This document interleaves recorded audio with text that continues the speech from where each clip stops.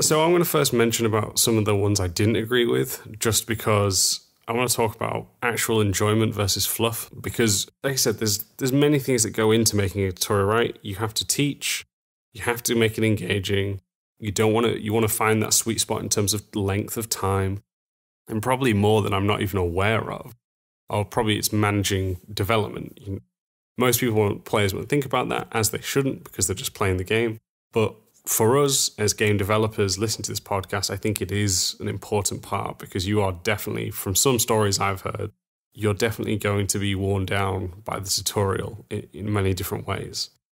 So with that being said, let's kind of go through the ones that I'd heard, which I didn't necessarily agree with for it. So the first one, well, here's two that I saw and I was like, what? And not because they're overall bad games, because they are not. It was the tutorial that what they were getting praised for made me question it. So the first one, if some of you remember, was Spider-Man 2 back on PlayStation 2 and Xbox, the original Xbox. And I can't remember if you remember that, but it's based on the second film with Tobey Maguire.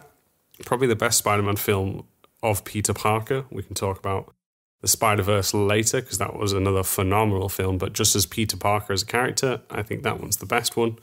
We can debate that at any time. I'm ready for you. But they talk about this tutorial because it's more about the narration. They mention how the narrator, I've forgotten who his name was, but he's an actor that was actually in the Spider-Man films. Seems like he's got a great sense of humor. But they were just mentioning the sense of humor. And I thought that was, a fine way to do it, but they're not talking about why that was fun other than someone made them laugh. And look, comedy is a great way to help teach and also just kind of break up the monotony of learning. Oh, here's a good quote that I think is always important, is that everyone wants to learn, but no one wants to be taught. And that's something to keep in mind, because that's the challenge with it, right? So having humor, I think, is great. We're going to talk about the Portal series later on in this episode, because they do it bang on. But they just mentioned the narrator.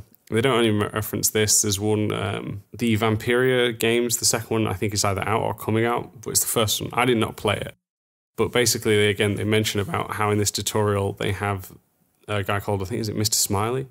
Or Mr. Smile, something along those lines, who is voiced by the actor who plays Bender from Futurama. And they just mentioned that, and they reference some of the dialogue options, which is great, but if all that someone remembers from your tutorial is that a voice actor delivered some phenomenally funny lines, it's probably not the biggest takeaway, because no one's going to remember a tutorial because it taught them the mechanics, because by the time you're finished, you're going to understand the mechanics very well, and probably games are so similar in many ways that you're going to have a basic grasp or understanding of them anyway.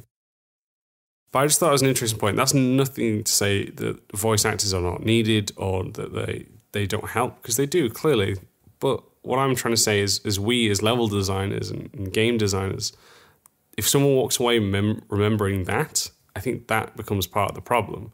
We need to make sure that they remember how engaging it was, how that they didn't even feel that they were in a tutorial.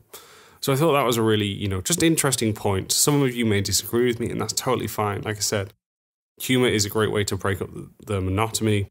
I think having people to discuss it, I think is brilliant. Bastion is a great way with someone who has a phenomenal voice.